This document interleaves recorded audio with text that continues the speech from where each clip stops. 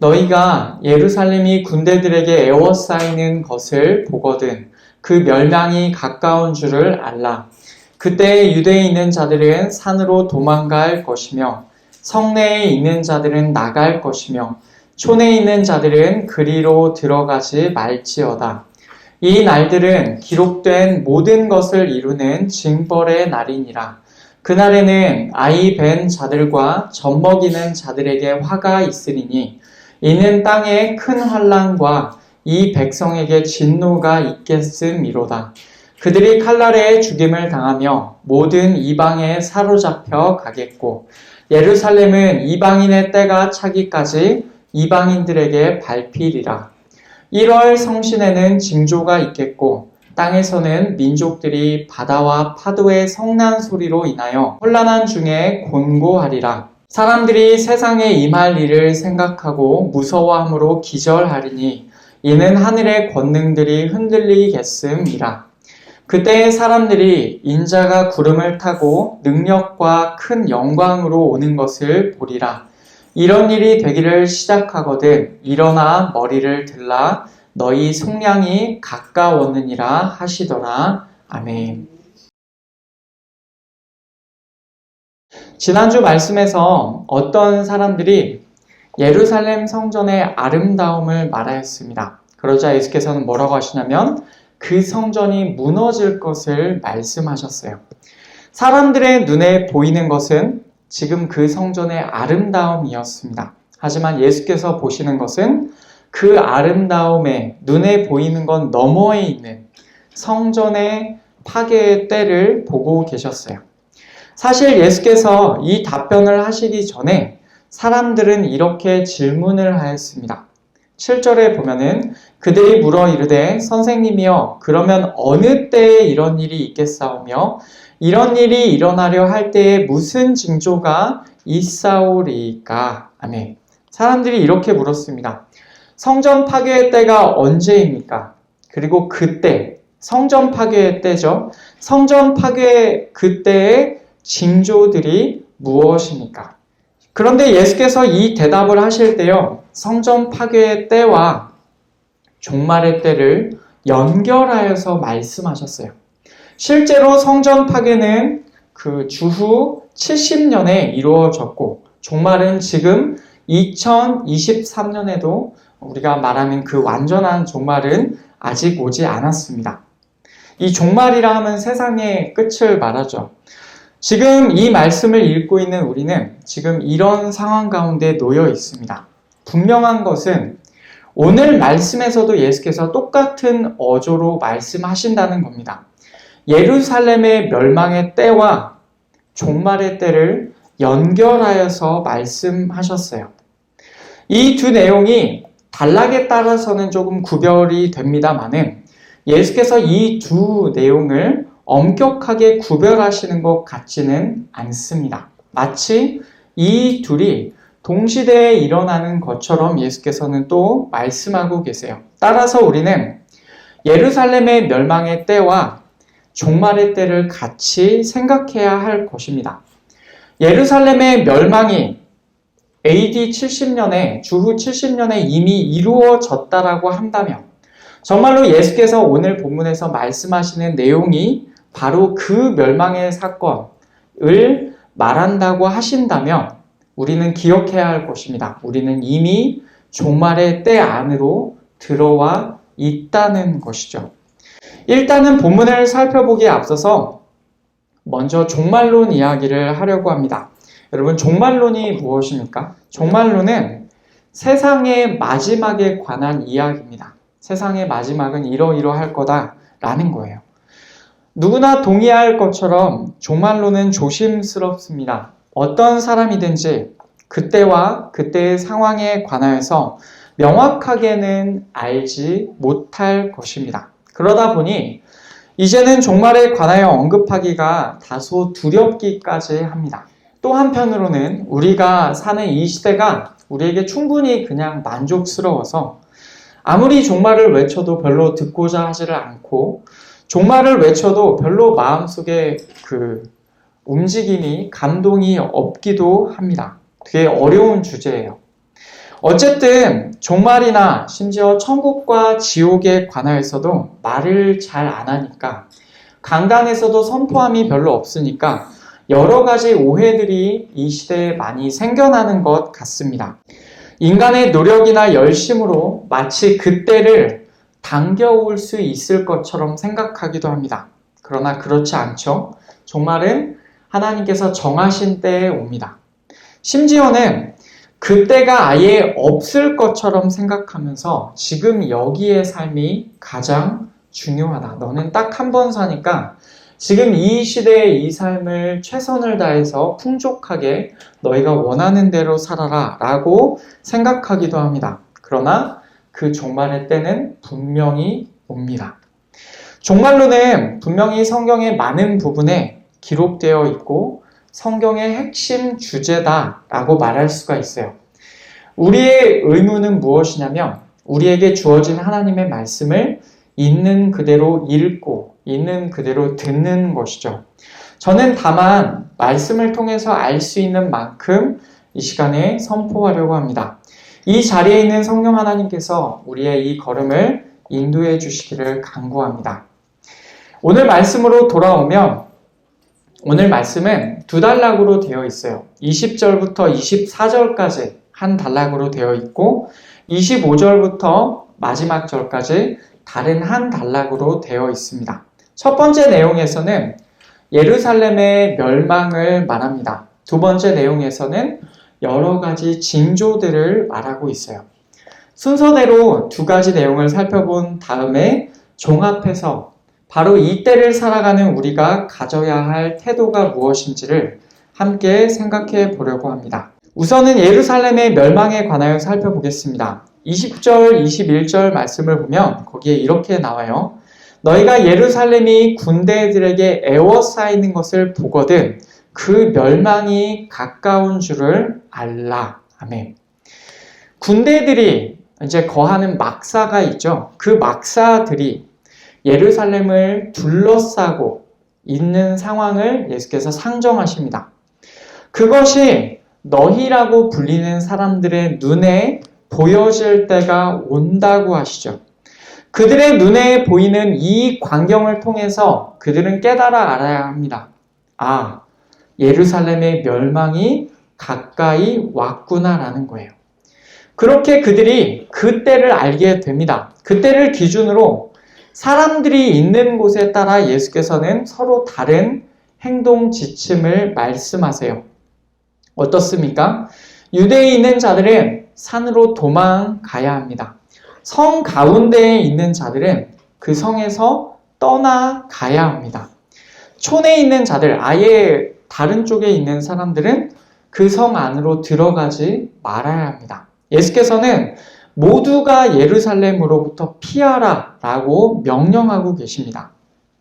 22절을 보면 이 날들은 어떤 날입니까? 징벌의 날입니다.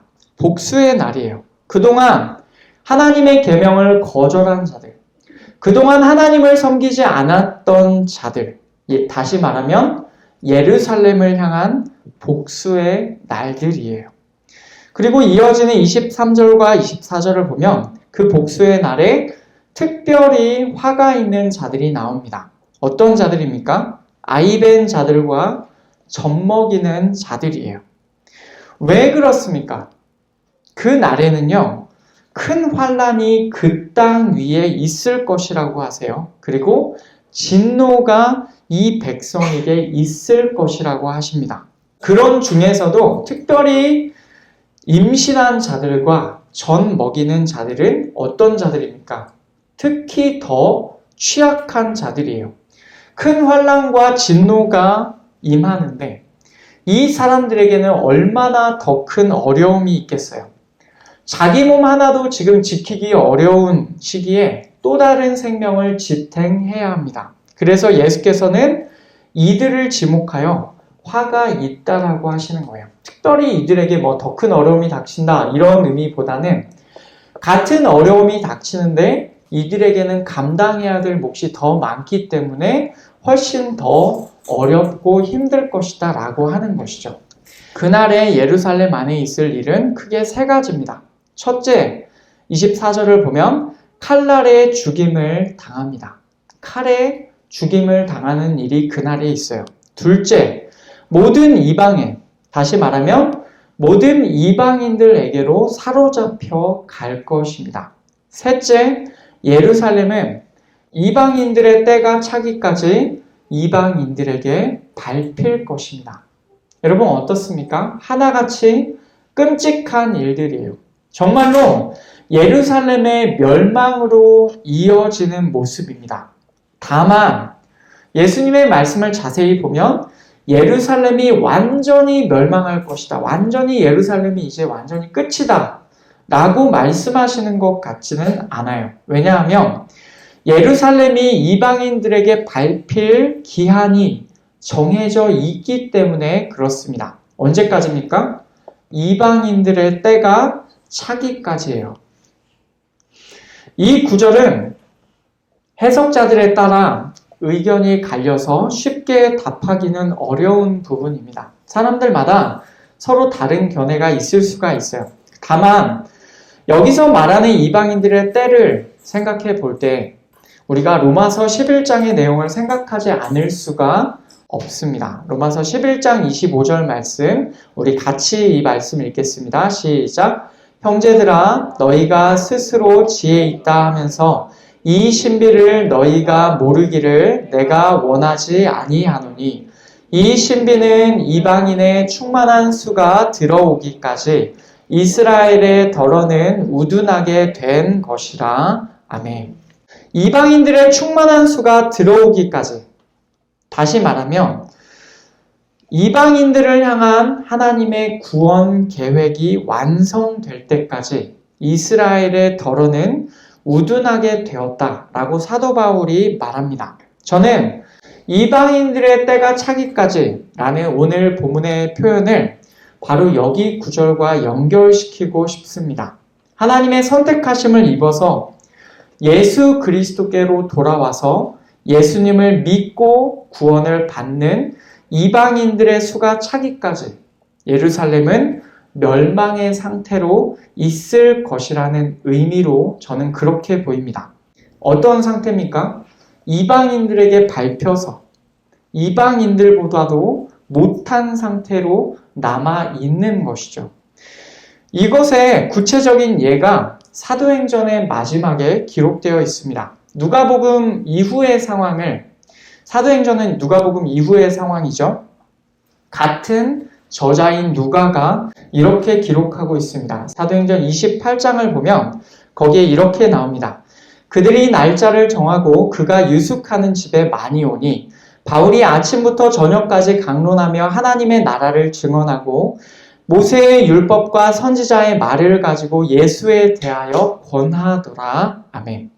지금 사도 바울은 로마에 들어갔습니다. 사도행전 마지막 장이에요. 로마에 들어가서 거기서 가택연금을 당해 있으면서 집안에 갇혀서 군인들이 지키고 있는 상황에서 사람들을 초대합니다. 누구를 초대합니까? 유대인 중에 높은 사람들을 초대해요. 그들이라고 하는 사람들이 바로 유대인들의 높은 사람들입니다. 그들에게 말씀을 전해요. 하나님의 나라를 증언합니다. 모세의 율법과 선지자의 말을 가지고, 이 말은 뭐냐면 구약 성경을 말하는 거예요. 구약 성경을 가지고 이 구약 성경에서 말하고 있는 구원자가 바로 예수 그리스도시다라는 것을 얘기하고 있는 겁니다. 서로 연결해 주는 일을 지금 사도 바울이 하고 있어요. 예수님을 믿으라고 계속해서 권하고 있습니다. 그러나 그들 중 어떻게 합니까? 어떤 이들은 믿고 어떤 이들은 믿지 않는 거예요. 결국 그들 스스로가 이 복음에 관하여 일치를 못 보고 결국엔 그들이 흩어져 버립니다. 바울에게서 흩어져 버려요. 그래서 그 다음에 이제 바울이 뭐라고 합니까? 26절 말씀해 보니 일러스되 이 백성에게 가서 말하기를 너희가 듣기는 들어도 도무지 깨닫지 못하며 보기는 보아도 도무지 알지 못하는도다. 아멘. 이사야 말씀을 인용합니다. 바로 그 이사야 말씀에 나오는 들어도 깨닫지 못하고 보아도 알지 못하는 사람들이 바로 이 사람들이구나 라고 합니다. 그러면서 마지막 절에 28절에 그런즉 하나님의 이 구원이 이방인에게로 보내어진 줄 알라. 그들은 그것을 들으리라 하더라. 아멘. 이렇게 사도 바울이 말을 합니다. 예루살렘은 예수님을 거절했다는 거예요. 유대인들은 예수님을 거절했다는 것입니다. 그러나 이방인들은 그것을 영접한다는 거예요. 잘 생각해 보시죠. 예루살렘은 멸망합니다. 멸망하였습니다. 그러나 이방인들의 때가 되었어요. 마치 유대인들이 그들보다 못한 것 같아 보입니다. 마치 이방인들에게 유대인들이 밟혀서 그 복음도 제대로 못 받아들이고 있는 그런 사람들처럼 보입니다. 이방인들이 예수님을 영접하고 아브라함의 자손, 하나님의 백성, 이스라엘 민족으로 편입이 되는 것이죠. 그러나 이건 역시도 기한이 정해져 있어요. 이방인들의 때가 차기까지입니다. 그 기한이 차면 예루살렘은 더 이상 이방인들에 의하여 밟히고 있지 않을 것이다 라고 우리가 예상해 볼 수가 있겠습니다. 이어지는 25절부터는 예수께서 종말의 징조들을 이제 말씀을 하십니다. 여기에 나오는 내용들은요, 그 앞에 나온 11절에서 언급된 내용의 더 자세한 내용이라 라고 우리가 그렇게 말할 수가 있어요. 11절을 보니 곳곳에 큰 지진과 기근과 전염병이 있겠고 또 무서운 일과 하늘로부터 큰 징조들이 있으리라 라고 이렇게 말을 합니다. 두려운 것들이 있고 하늘로부터 큰 징조들이 있다고 하셨어요. 바로 이 내용이 25절, 26절에서 더 자세하게 설명이 됩니다. 1월 성신에는 징조가 있겠고 땅에서는 민족들이 바다와 파도의 성난 소리로 인하여 혼란한 중에 곤고하리라. 사람들이 세상에 임할 일을 생각하고 무서워함으로 기절하리니 이는 하늘의 권능들이 흔들리겠음이라. 아멘. 1월 성신, 우리가 옛날에 좀 많이 썼던 표현이긴 한데 해와 달과 별들을 의미하는 표현이죠. 해와 달과 별들의 징조들이 있을 것이다 라고 합니다. 해와 달과 별들은 하늘을 말하죠. 그리고 26절을 보면 그 하늘의 권능들이 흔들릴 것이다 라고 합니다. 정확히 어떤 현상인지 우리가 자세히 알지는 못합니다. 그러나 대충 느낌이 해와 달과 별들이 뭔가 흔들리게 되는 그런 상황이 있을 것이다 라고 생각해 볼 수는 있죠. 분명한 것은 무엇이냐면 사람들이 느낄 수 있다는 거예요. 사람들이 인식할 수 있다는 겁니다. 그래서 사람들이 어떻게 반응합니까? 세상에 임할 일을 생각하고 무서워함으로 기절까지 한다 라고 되어 있어요. 사람들이 두려운 겁니다. 아, 지금 이게 무슨 일이냐? 지금 이게 어떤 일이길래 이런 일이 일어나는 거냐 하면서 사람들이 두려워해서 기절까지 할 정도다 라고 합니다. 얼마나 두려움이 큰지 우리가 알 수가 있겠죠. 그리고 이 일은요, 단지 하늘에서만 이런 일이 일어나는 것이 아닙니다. 어디에서도 일어나냐면 바다에서도 일어납니다. 바다와 파도의 성난 소리다 라고 말을 해요. 과거에 사랑의 교회 옥하는 목사님이 이 구절을 가지고 설교하신 내용이 아직도 있습니다. 바다를 주목하라 라는 제목으로 있는데 한번 우리가 그냥 성경 읽으면서 그냥 넘겨볼 만한 내용인데 옥하는 목사님께서 어떻게 설교하셨는지 한번 들어볼 만할 것 같습니다. 바다에서도 이런 일이 일어나요. 바다와 파도의 성난 소리가 들린다라고 해요. 바다에서도 난리가 납니다. 하늘과 바다와 그리고 땅에서 앞에서 보니까 기근과 지진도 일어난다고 했죠. 하늘과 바다와 땅 모든 것에서 사람들이 두려워할 일들, 징조들이 일어나게 됩니다. 아마도 전 지구적으로 일어날 것이고 사람들이 이 징조들을 인식하지 못할 수가 없을 것입니다. 사람들이 다 안다는 거예요. 지금 뭔가 심각한 일이 일어나고 있구나라고 해서 안다는 것입니다. 바로 그때 인자가 오신다라고 하시죠. 27절을 보면 그때 사람들이 인자가 구름을 타고 능력과 큰 영광으로 오는 것을 보리라. 아멘. 여기에 나오는 인자, 여러분 이 인자는 사람의 아들이라는 표현입니다. 사람의 아들. 사실 모두가 사람의 아들이죠. 여러분도 사람의 아들입니다. 우리 중에 다른 가축의 아들이나 짐승의 아들이 있지 않아요. 모두가 사람의 아들, 사람의 딸인 것이죠. 그런데 특별히 이 표현은 복음서에서 예수께서 당신 스스로를 가리키는 표현이에요. 왜 예수께서 사람의 아들이다 이 얘기를 왜 하시는 겁니까? 거슬러 올라가면 다니엘서 7장에 이 표현이 나와요. 내가 또 밤 환상 중에 보니 인자 같은 이가 하늘 구름을 타고 와서 옛적부터 항상 계신 이에게 나아가 그 앞으로 인도되매 그에게 권세와 영광과 나라를 주고 모든 백성과 나라들과 다른 언어를 말하는 모든 자들이 그를 섬기게 하였으니 그의 권세는 소멸되지 아니하는 영원한 권세요 그의 나라는 멸망하지 아니할 것이니라. 아멘. 여기에 보면 다니엘이 환상을 봅니다. 다니엘이 본 환상 가운데 사람의 아들, 마치 사람 같은 분이 거기 서 계신다는 거예요. 근데 사람인데 사람의 모습인 것 같은데 자세히 보니까 사람 같지는 또 않아요. 그분이 하늘 구름을 타고 와서 옛적부터 항상 계신 이에게 나아갑니다. 그 사람의 아들 같은 분은 어떻게 됩니까? 권세와 영광과 나라를 받게 되어요. 다니엘이 본 사람의 아들 같은 분, 뭔가 엄청난 권세를 받게 되는 분, 그분이 바로 누가복음에 나오는 예수님이시라는 겁니다. 사람의 아들이라는 표현은 정말 겸손하게 나는 사람으로 왔다라는 말이기도 하지만 동시에 다니엘서에서 말하는 그 권능이 있는 사람이 바로 나다라고 하시는 예수님의 선언인 것이죠.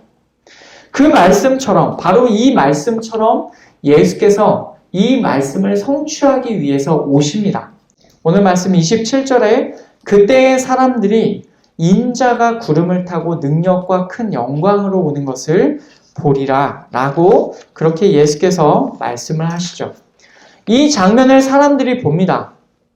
징조들과 마찬가지로 아마도 이 일은 전 지구적인 일일 것입니다. 사람들이 인식하지 못할 수가 없을 것입니다. 종말의 때에 이런 징조들은 여러분 어떻습니까? 분명히 두려운 일입니다. 그러나 예수께서는 마지막으로 이렇게 말씀하세요. 28절 말씀 우리 같이 읽겠습니다. 이런 일이 되기를 시작하거든 일어나 머리를 들라 너희 속량이 가까웠느니라 하시더라. 아멘. 이런 일이 되기를 시작하거든. 이런 일이 되는 것을 너희가 분명하게 깨달아 알게 되는 그런 때가 온다면 일어나 머리를 들라라고 하세요. 사람들은 어떻습니까? 두려워서 기절까지 하는 상황이에요. 그런데 예수께서는 오히려 반대로 말씀하시죠. 일어나라, 너희의 머리를 들라. 일어나서 머리를 들라는 것은 무슨 말이냐면 두 눈을 들고 똑똑히 보라는 것. 그런 말처럼 들리죠. 분명히 종말의 징조들은 사람들에게 있어서는 두려운 일입니다. 그러나 우리에게는 그렇지가 않다고 예수께서 말씀하시는 거예요. 우리는 그 징조들을 분명하게 직시하고 목도해야 합니다. 분명하게 보아야 해요. 왜냐하면 너희의 속량이 가까이 오기 때문에 그렇습니다. 우리의 속량, 너희라고 하면 곧 우리를 말하죠. 우리의 속량이 가까이 온다라는 말이 무엇입니까? 우리가 우리의 죄들에서 벗어나서 영원한 생명을 곧 얻게 된다는 것입니다. 즉 그날은 모두가 두려워할 징조들이 일어날 그때입니다. 그러나 우리에게는 우리가 그토록 기다리던 날이기도 합니다. 모든 피조물이 온전히 주 안에서 회복되는 날, 그날이기도 한 것이죠. 여러분, 그렇다면 여기까지 살펴본 오늘 말씀을 통해서 우리가 이때에 가져야 할 태도를 생각해 보기를 원합니다. 우리는 어떻게 예루살렘의 멸망과 종말의 때를 살아가야 합니까? 우리가 이것을 생각해 보기를 원합니다. 첫째는 모든 것들이 다 하나님의 계획 안에 있음을 우리가 인정해야 합니다. 우리가 아까 보았던 22절 말씀을 다시 보면 거기에 이렇게 되어 있습니다. 이 날들은 기록된 모든 것을 이루는 징벌의 날이니라. 아멘. 우리가 뒤쪽에 있는 징벌의 날이다, 복수의 날이다 라고 이 부분에 신경을 써서 그 중간에 나오는 내용을 건너뛸 수가 있는데, 그 중간에 나오는 내용이 무엇이냐면 예루살렘의 멸망의 때는 쓰여있던 모든 것들이 성취될 날들이라는 것입니다. 예루살렘을 향한 하나님의 계획은 여러분 실패한 것이 아닙니다. 오히려 모든 것들이 다 하나님께서 주신 기록된 말씀 안에 있다는 거예요. 쓰여있던 이라는 기록된 이라는 말은 하나님의 말씀에서 그것을 말하고 있었다라는 그런 말이에요. 이 모든 것들이 하나님께서 주신 말씀 안에 기록되어 있다는 거죠. 즉 예루살렘의 멸망으로부터 이방인들에게로 뻗어가는 구원 역사까지도 다 하나님의 계획 안에 있다는 것입니다. 여러분, 이 사실을 분명히 기억하십시오. 다 하나님의 계획 안에 있었고, 지금도 하나님의 계획 안에 있고, 앞으로도 하나님의 계획 안에 있을 것입니다. 심지어는 우리가 살펴본 이 말씀조차도 여러분 어디에 있습니까? 하나님의 말씀 안에, 성경책 안에 기록되어 있어요. 그러니까 종말의 때는 반드시 이 말씀대로 된다는 것입니다. 예루살렘의 멸망이 기록된 대로 이루어졌다고 한다면 종말의 때와 그 예루살렘의 멸망의 때를 함께 말씀하신 예수님의 말씀도 이 기록된 성경 안에 모두가 기록되어 있습니다. 그러니 이 말씀 역시도 쓰여있던 모든 것들이 반드시 성취될 것입니다. 우리가 기억해야 할 두 번째는요, 종말의 징조들은 우리의 눈에 분명히 보인다는 사실을 알아야 합니다. 이게 무슨 당연한 소리냐 라고 하시겠죠. 그런데 한번 생각해 보시죠. 예루살렘의 멸망과 종말의 때는요, 모든 것이 은밀하게 이루어지지 않습니다. 잘 기억하십시오. 마치 어떤 특정한 사람만 알고, 그래서 그 무리에 속해야만 우리가 종말의 징조들을 알 수 있고, 우리가 그 종말을 준비할 수 있고, 그렇게 되는 것이 아니다라는 말씀입니다. 20절과 27절을 보면 거기에 공통적으로 이렇게 되어 있어요. 너희가 예루살렘이 군대들에게 에워싸이는 것을 보거든. 27절에 그때의 사람들이 인자가 구름을 타고 능력과 큰 영광으로 오는 것을 보리라. 아멘. 예루살렘이 군대들에게 둘러싸이는 것을 봅니다. 그것을 통해서 예루살렘의 멸망이 가까이 왔다는 것을 알게 됩니다. 인자가 예수께서 구름을 타고 오시는 것을 봅니다. 그래서 우리의 속량이 가까이 왔다는 것을 알게 되는 것이죠. 말씀에 기록된 대로 그때의 징조들은요, 마치 예루살렘이 둘러싸이는 것이 사람들에게 보였던 것처럼 똑같이 그때의 징조들은 우리의 눈에 분명히 보여 알게 될 것입니다. 하늘과 땅과 바다가 모두 마찬가지예요. 여러분, 이것은 은밀하게 이루어지거나 어떤 특정한 사람들에게 열려있는 그런 종류의 지식이 아니다라는 것을 기억하시기를 바랍니다.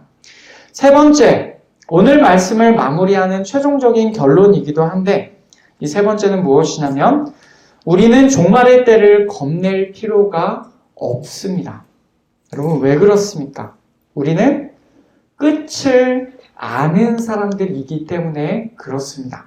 우리가 이 말씀을 만약에 모른다면, 막연히 종말의 때가 오고 막연히 환난의 때가 온다라고만 생각한다면 우리는 그날이 다소 엄청나게 두려울 수가 있어요. 그래서 뭔가 하나의 징조, 내가 생각하는 징조가 마치 뉴스에서 보일 때마다 두렵습니다. 마음이 막 콩닥콩닥하고 혹시 이때가 아닌가라고 생각할 수가 있어요.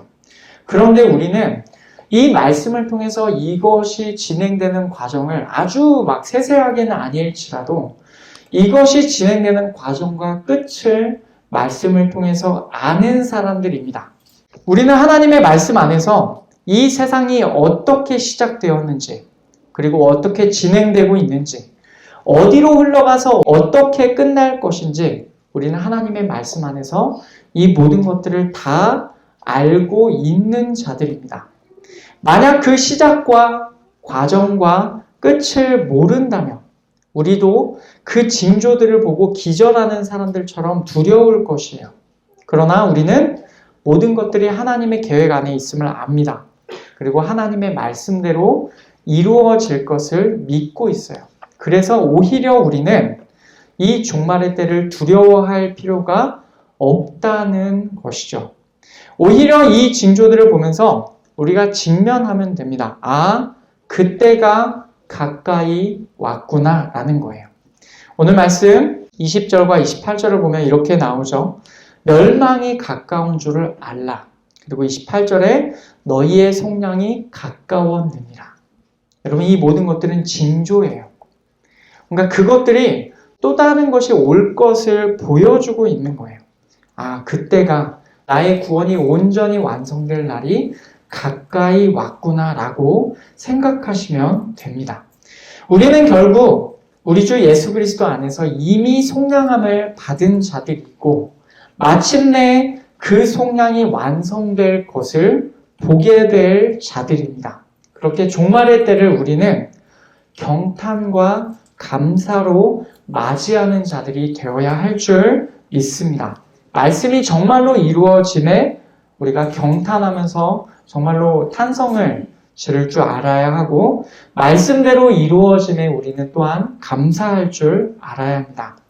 말씀을 맺겠습니다. 오늘은 종려주일입니다. 예수께서 고난을 받고 죽임당하시기 위하여 예루살렘 안으로 들어가심을 기념하는 날이에요. 그분께서는 말씀대로 기꺼이 예루살렘 안으로 들어가셨습니다. 그분께서는 말씀대로 기꺼이 고난받으시고 기꺼이 죽임당하셨습니다. 그리고 그분께서는 말씀대로 부활하셨습니다. 우리 주 예수 그리스도께서는 예루살렘의 멸망과 종말의 때를 오늘 본문에서 또한 말씀해 주셨습니다. 이제까지 그분께서 걸어오신 삶의 여정을 보면요. 다 말씀을 이루시기 위하여, 말씀을 성취하기 위하여 이 땅에서의 걸음을 걸어오셨는데 그분께서 다시금 말씀대로 구름을 타고 이 땅에 오실 것입니다. 여러분, 우리는 이미 그때를 살고 있습니다. 예루살렘의 멸망과 종말의 때를 우리는 이미 살고 있어요. 이제 우리는 모든 것들이 다 하나님의 계획 안에 기록된 말씀 안에 있음을 알아야 합니다. 알면 우리가 두려움을 떨칠 수 있습니다. 또한 종말의 징조들이 은밀하게 되는 것이 아니라 눈에 분명히 보일 것이다 라는 것을 여러분 기억해야 합니다. 물론 더 구체적인 징조들이 점점 더 나타나게 될 것이고 때로는 그 위협적인 모습에 우리가 다소 놀랄 수 있을 것이지만 그 끝을 모르는 다른 사람들처럼 겁내지 마시고 우리가 그렇게 살아가기를 원합니다. 우리는 말씀을 아는 자들이고 우리는 그 끝을 아는 자들이에요. 겁내지 말고 두려워하지 말고 언제든지 종말의 때가 온다는 사실을, 올 수 있다는 사실을 인정하면서 그분을 기쁨으로 맞이하는 자로 살아가시기를 바랍니다. 우리의 속량, 우리의 구원이 가까웠기 때문에 그러합니다. 그렇게 깨닫고 결단하는 복려주일의 아침이 되기를 여러분 간절히 축복합니다.